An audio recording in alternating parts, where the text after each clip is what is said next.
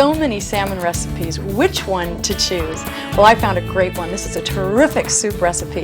It's called smoked salmon wild rice corn chowder, and I think you're going to love it. It's very, very easy. The components go together very quickly, and I'm going to get started right now. All you have to do is take frozen corn, or fresh corn if you have it, and put it in your food processor. Now when corn's in season, I'll take it right off the cob and it's just delicious. But if you don't have corn, and this is not the time of year, then we will actually just use the frozen. It's perfect. Now I'm taking some chicken stock and just pouring that right into the Cuisinart. We're going to add that and whirl it up. And what I'm looking for is actually to have a, not too smooth, but I don't want a real rough cut or coarse cut. I want to try to get it as smooth as possible. The reason is this is going to release some of the starches, and also this helps to thicken the soup, so I'm not adding too much cream. Looks really good to me. I'm going to give it one quick whirl.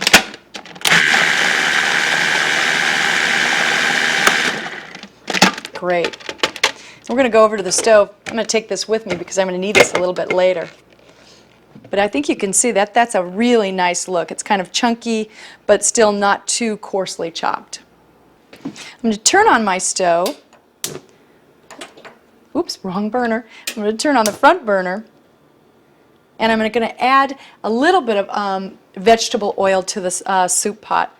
Now one thing that I'm looking for with the vegetables is I don't want to caramelize these vegetables. What I want to do is just sweat them, and what I will do is I won't heat up the pot. I'm just going to add my oil into a cold pan.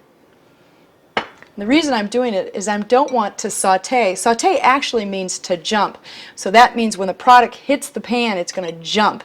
I don't want that. I want to sweat these, so I want to try to bring out as much flavor as possible.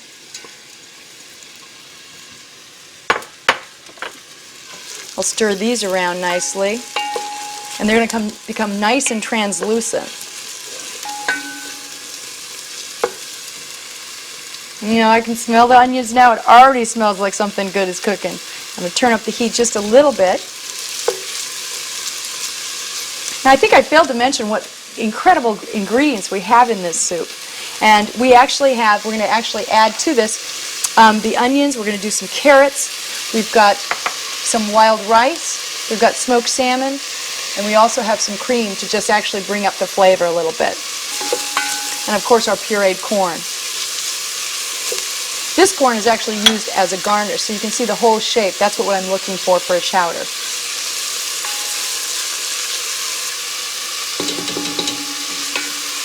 I don't know about you, but I love soup. It is so comforting, and I can have it all throughout the year.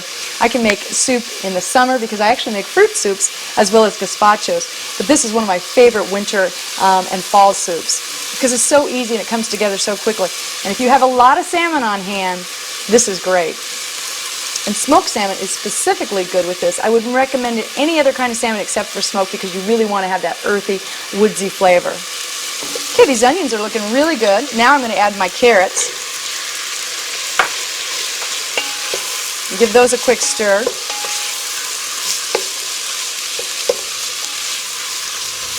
And this is going to take probably another 5 to 6 minutes to actually get the carrots to cook a bit.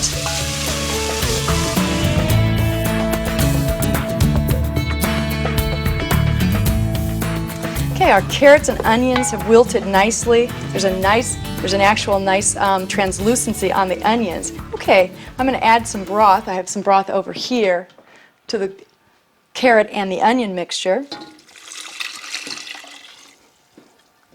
And then I'm also going to add that puree mixture that we just put together in the food processor. I'm going to make sure I get every little bit out of here. The milk from the corn is really nice. The corn milk, I should say.